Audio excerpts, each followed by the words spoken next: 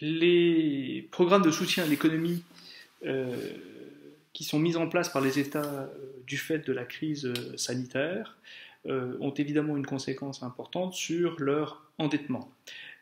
On assiste aujourd'hui, pour un certain nombre d'États, notamment ceux des États européens qui sont affectés par la crise sanitaire, à une hausse, je dois dire, assez vertigineuse de leur endettement du fait de ces programmes de chômage partiel, de soutien au secteur sanitaire, etc., qui sont mis en place. Bien.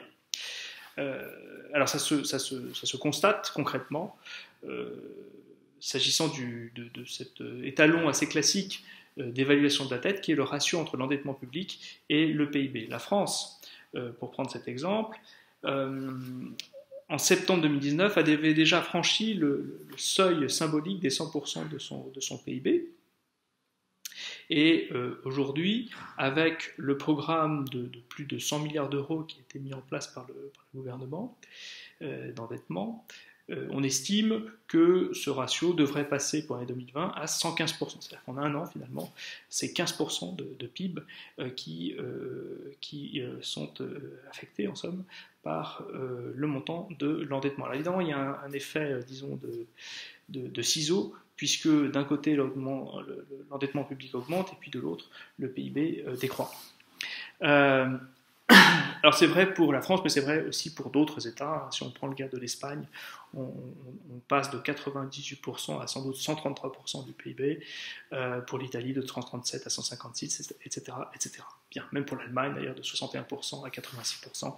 Bref, c'est un phénomène assez généralisé s'agissant des États qui sont affectés par la crise. Bien. Du coup, la question qui se pose, c'est celle du remboursement de cette dette.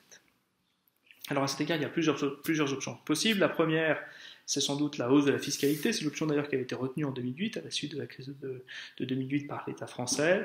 Elle paraît difficile à mettre en œuvre, cette option. D'ailleurs, elle est retenue par personne, parce qu'en temps de récession économique, évidemment, augmenter la fiscalité, c'est sans doute pas la meilleure solution possible pour faire repartir l'économie. La deuxième option, c'est la dévaluation. Elle n'est guère plus utilisée aujourd'hui, même si elle a été fréquemment dans l'histoire de la dette publique. C'était un mécanisme qui a été fréquemment utilisé par les États qui s'endettaient dans leur propre monnaie et qui pouvaient donc dévaluer cette monnaie et mathématiquement diminuer leur endettement. Aujourd'hui, on rencontre plus guère de dévaluation, en tout cas en Europe occidentale. Bien. Dans le monde occidental, disons. Il y a alors, cela étant, il y a quand même un mécanisme qui est proche de la dévaluation sans être totalement assimilable à la dévaluation, c'est les programmes d'assouplissement quantitatif, de quantitative easing, qui sont en fait des programmes d'achat par les banques centrales des titres d'État sur le marché secondaire. La Fed le pratique, la BCE le pratique également. À la suite de la crise de 2008, un programme de ce type avait été mis en place pour les États les plus fragiles, comme la Chypre, la Grèce en ont bénéficié.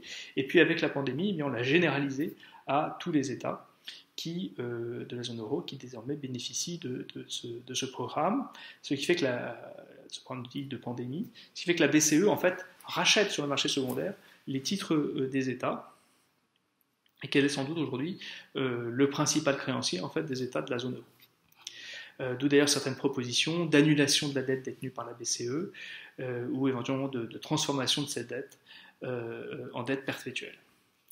Et puis, outre ces deux options, il en existe une troisième, qui est la restructuration. Alors, la restructuration, elle a plutôt mauvaise presse, il faut bien le dire, puisque les États qui restructurent leur dette, en général, sont des États qui sont dans des situations économiques difficiles ou qui sont traditionnellement considérés comme de mauvais payeurs, comme l'Argentine ou la Grèce en 2008, le Liban qui vient de faire défaut sur sa dette. Bref, ce sont des États qui, en général, sont en défaut ou confrontés à un défaut imminent sur leur dette.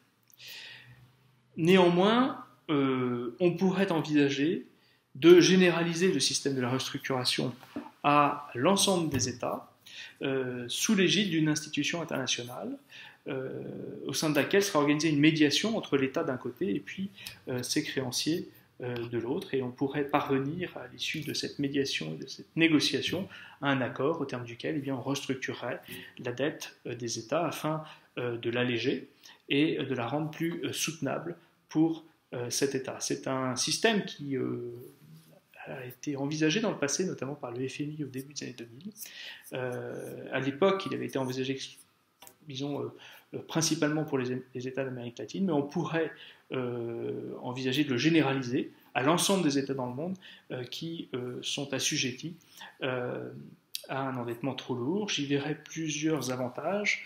D'abord un avantage technique, puisqu'on aurait un processus de restructuration qui serait à la fois organisé, transparent, sous l'égide d'une institution internationale.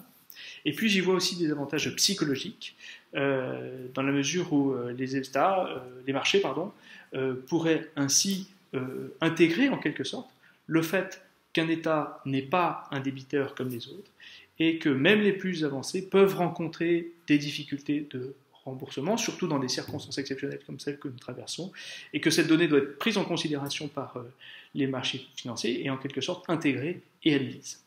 Je n'y vois en fait que des avantages. Cela permettrait à terme d'alléger l'endettement public des États, mais selon un processus rationnel et organisé. Et à mon sens, la crise actuelle fournit une opportunité historique d'admettre et d'élaborer un système comme celui-ci.